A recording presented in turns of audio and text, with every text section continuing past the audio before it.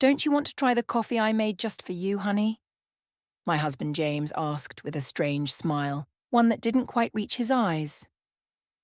I was sitting at my sister-in-law Nina's elegant dining table in her Nashville home, where we gathered for our monthly family brunch. The coffee in front of me had an odd, almost metallic smell that made my stomach churn. My name is Christina, and at 29, I never imagined I'd be questioning whether my own husband was trying to poison me. But after 3 years of marriage and countless incidents of food poisoning that always seemed to happen around Nina, I had learned to be cautious, especially with her. She had a way of orchestrating situations that left me feeling sick or humiliated, always accompanied by that same innocent smile, the one James was wearing now. "How thoughtful of you," I replied, forcing a smile as my mind raced. The aroma from the cup was unlike any coffee I'd ever smelled. It reminded me of the time last month when I ended up in urgent care after drinking tea at Nina's house. The doctors couldn't explain my symptoms, and Nina insisted she made it exactly the same way she made her own. Nina watched me intently from across the table, absently stirring her untouched coffee. "James has become quite the barista lately," she said with a smirk. "He's been practicing different brewing methods just for you." The way she emphasized for you sent chills down my spine. I had noticed James spending more time at Nina's house lately, claiming they were planning a surprise for our anniversary. But something felt off. The whispered conversations that stopped when I walked into the room, the strange texts I glimpsed on his phone, and now this coffee with its peculiar scent. I lifted the cup, pretending to take a sip, all while carefully studying their expressions. James and Nina exchanged a quick glance, and I knew instantly that my suspicions were right.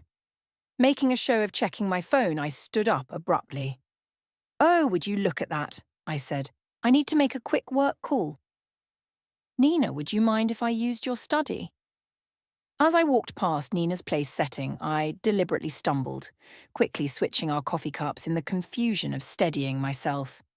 "I'm so sorry," I exclaimed, straightening up.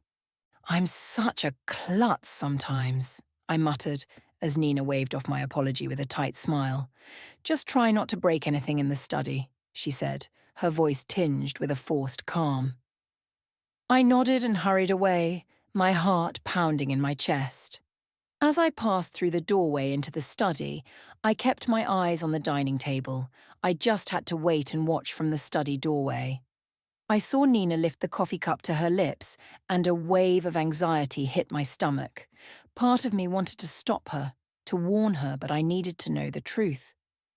I had spent too many nights in emergency rooms, too many hours doubled over in pain, always after sharing meals with them. It hadn't always been like this. When I first met James at a friend's wedding in Nashville 3 years ago, he was charming and attentive. Nina had seemed welcoming too, inviting me to family gatherings and offering to help plan our wedding.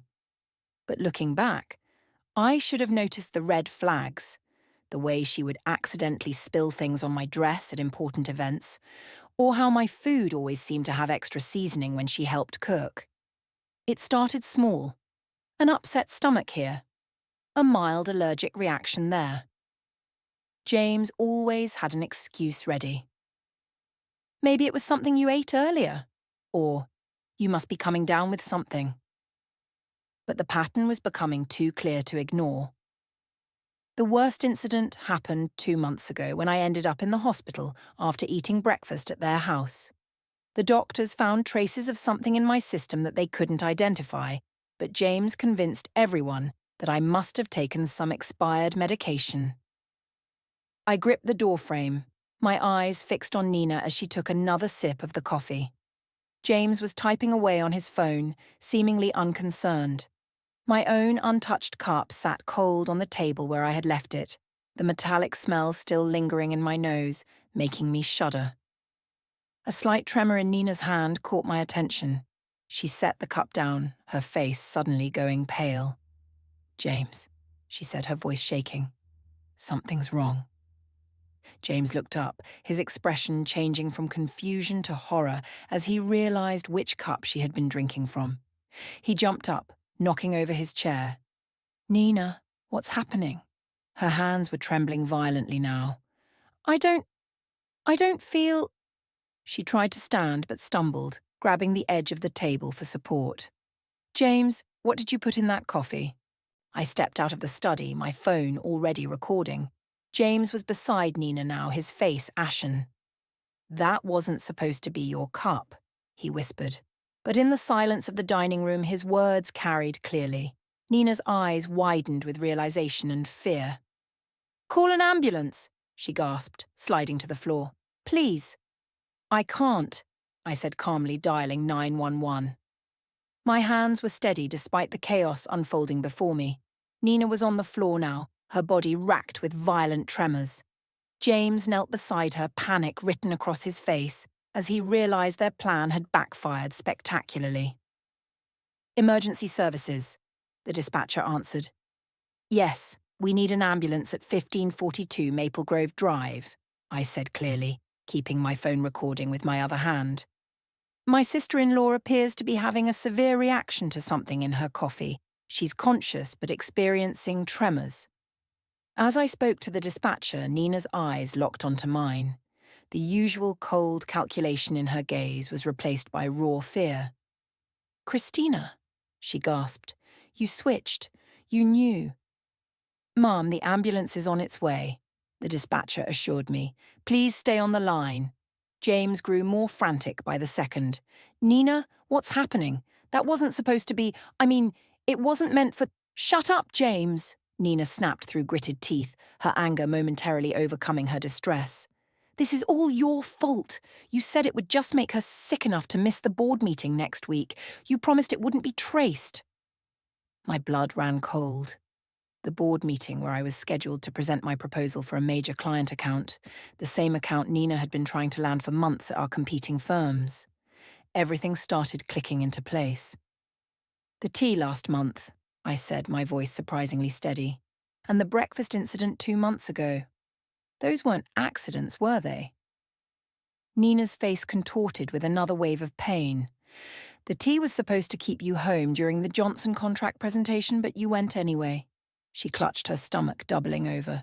James said, he said we just needed to discredit you, make clients think you were unreliable.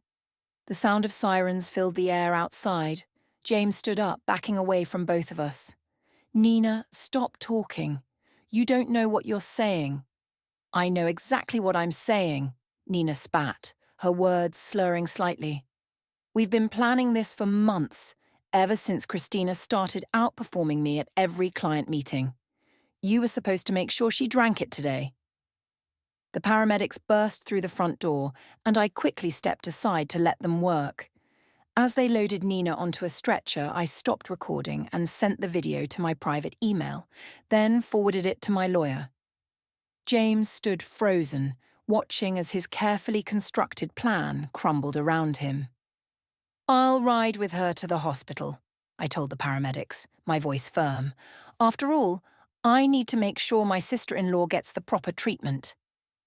I met James's terrified gaze, and I'm sure the doctors will be very interested in knowing exactly what was in that coffee. The emergency room at Nashville General Hospital was a flurry of activity as doctors rushed to treat Nina. I sat in the waiting room, my phone clutched tightly in my hand, replaying the recording of Nina's confession. The tremors in her voice, the panic in her eyes. It was all the evidence I needed to prove this wasn't just my imagination running wild. Family of Nina Anderson, a nurse called out. I stood up, noting James's conspicuous absence. He had mumbled something about parking the car 20 minutes ago and still hadn't returned. I'm her sister-in-law, I said, following the nurse through the double doors. How is she? She's stabilized, but we found concerning levels of toxins in her system. The nurse's expression was grave. The doctor would like to speak with you about some unusual findings in her blood work. Dr. Phillips, a tall woman with greying hair and sharp eyes, was waiting by Nina's room. Mrs. Bennett, could you tell me exactly what happened before your sister-in-law became ill? I took a deep breath and pulled out my phone. I think you should listen to this first. I played the recording from brunch, watching the doctor's expression shift from professional concern to alarm. This is very serious, she said, making notes on her tablet. The substance we found isn't something that accidentally ends up in coffee. We're looking at deliberate contamination. Just then, James appeared at the end of the hallway, his face pale and sweaty. He had clearly overheard the doctor's words. "Christina," he started, taking a step toward me. "Let me explain." "Stay back," Dr. Phillips warned, pressing the nurse's call button. "Security to room 412, please." James raised his hands in surrender. "This is all a misunderstanding. Nina was confused. She didn't know what she was saying." I pulled up the texts I had discovered on his phone last week, the ones I'd secretly forwarded to myself. "So, these messages between you and Nina about making sure she's out of commission before the Henderson presentation were just friendly conversation?" His face drained of colour. "You went through my phone." "After I found the strange things in your desk drawer, yes, I did." I turned to Dr. Phillips. "Doctor, I've been hospitalised 3 times in the past 6 months with unexplained symptoms. I'd like to know if they match what you found in Nina's system today." The doctor's eyes narrowed. "We'll need to run some tests to compare. Security will make sure your husband remains available for questioning." 2 security guards appeared, positioning themselves on either side of James. I could see his carefully constructed facade crumbling. "Nina and I," he stammered. "We were just trying to help you slow down. You were working too hard, taking all the big clients." Nina's voice cut through his, sharp and cold. "If we could just make you take some time off by poisoning me." My voice was steady even as my hands trembled with rage. "How long have you been doing this? Was it you who tampered with my food at the Christmas party too?" James's silence was all the answer I needed.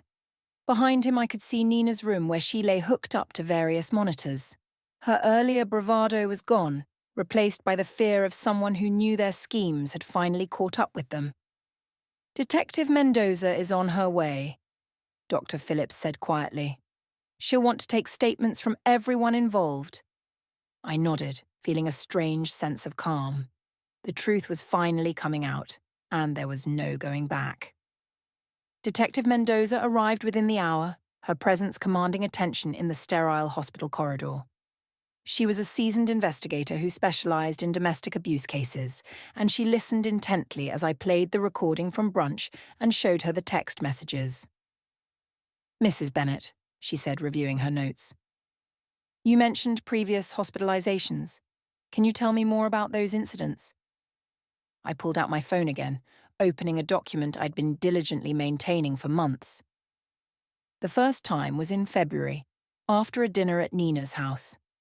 I had severe stomach pains and dizziness. The second was in April, the tea incident. Then in June, after breakfast with them. My voice remained steady as I continued. Each time the symptoms were similar but just different enough that the doctors couldn't pinpoint a cause. The detective's eyes narrowed as she looked over my detailed log of dates, symptoms, and circumstances. "And you've been keeping records ever since?" she asked. I noticed the pattern. I hesitated before pulling out another phone from my purse. I also started carrying a backup phone with a different number. I used it to record conversations when I was around them. I have several where Nina and James discuss their plans, though they're careful not to be explicit. In one of the recordings, Nina's voice came through clearly. "The Henderson account is worth millions, James. We can't let her ruin everything we've worked for. Just stick to the plan. A few days of illness should be enough." James's response was equally damning. "I've got something stronger this time. She won't make it to the presentation." Detective Mendoza's expression hardened as she listened. Through the window of Nina's room, I could see that my sister-in-law was now awake, looking significantly less confident than she had at brunch. "The hospital is running toxicology screens," the detective informed me. "Dr. Phillips has already identified several substances that don't occur naturally. We'll need samples from your home as well. A commotion down the hall caught our attention. James was arguing with the security guards, his voice rising in desperation. "I need to speak with my wife," he shouted. "Christina, please, you don't understand. We were trying to protect you." Detective Mendoza stepped between us. "Mr. Bennett, you're not helping your case. We've already found evidence of premeditation." James laughed, a hollow sound that echoed down the corridor. "We were just trying to slow her down. She was working herself to death, taking all the major accounts." Nina added, "If we could just make her take some time off by poisoning her." Detective Mendoza's voice was sharp. "That's not protection, Mr. Bennett. That's attempted murder." The colour drained from James's face. "Murder? No, that's not. We never meant—" "Then what exactly did you mean to do?" I asked, my voice surprisingly calm. "When you put something in my coffee this morning, what was supposed to happen?" James's silence spoke volumes. Behind him I could see Nina watching through the hospital room window, her face a mask of fear and calculation. I wondered if she was trying to figure out how to spin this, how to explain away months of systematic poisoning as some kind of misguided attempt to help me. "We'll need both of their phones," Detective Mendoza told the security guards. "And I want officers posted at both doors. Nobody leaves until we get the toxicology results." Dr. Phillips entered Nina's room with a tablet in hand, her expression grim as she reviewed the test results. Detective Mendoza and I followed while James remained outside with the guards. Nina tried to sit up straighter in her hospital bed, but the tremors hadn't fully subsided. "The toxicology report shows elevated levels of several substances," Dr. Phillips announced, her voice clinical. "Most concerning is the presence of a particular compound typically used in pharmaceutical testing. It's not something the general public should have access to." Nina's face paled. "That's impossible," James said. "It was just something to cause mild symptoms." "Mild symptoms," Detective Mendoza interrupted, taking out her notebook.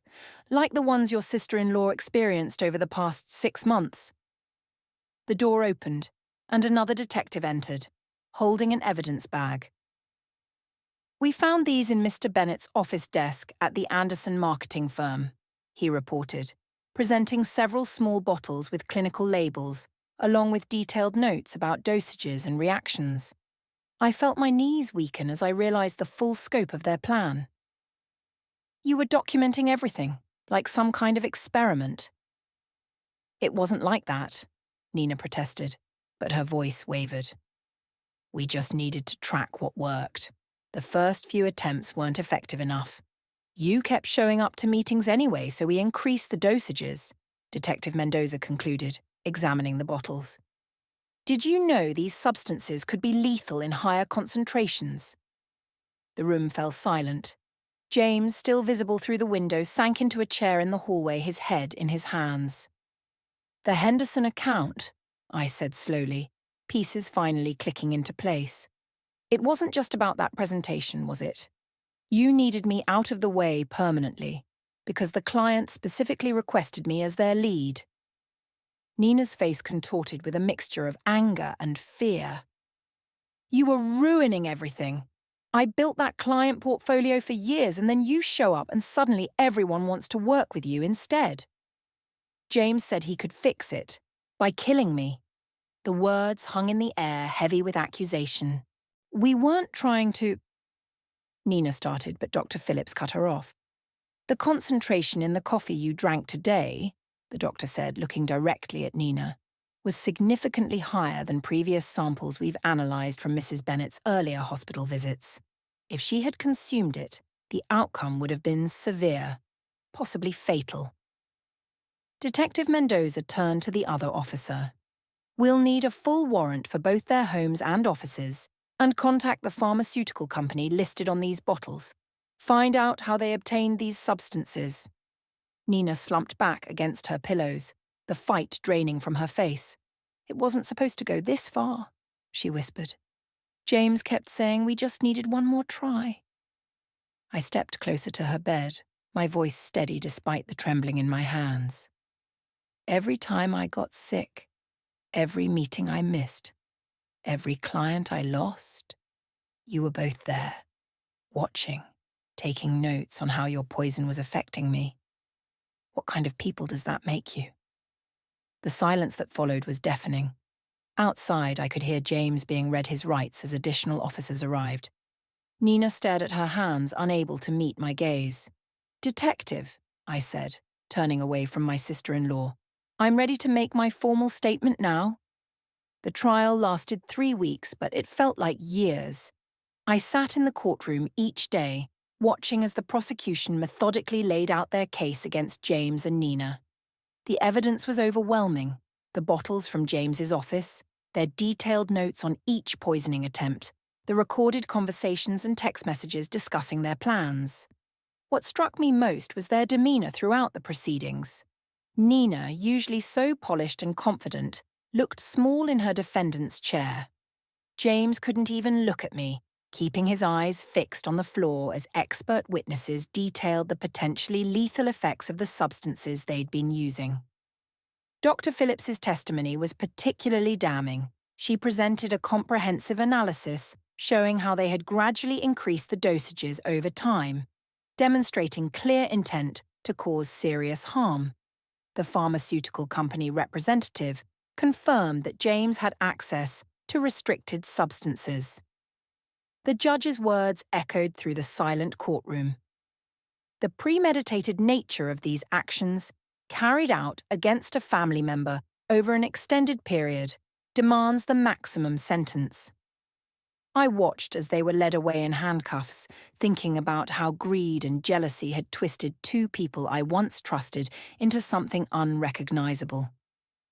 Their business, their reputations, their freedom, all sacrificed in an attempt to destroy me. 1 year after the trial, I stood at the podium at the Nashville Business Leadership Summit. "Success is based on trust," I began, pausing to let my words sink in. "Sometimes the biggest threats to our success come from those closest to us. But surviving those challenges makes us stronger." After my speech, several young professionals approached me seeking advice. One woman, her eyes bright with determination, asked how I'd maintained my composure throughout the ordeal. "I focused on what I could control," I told her.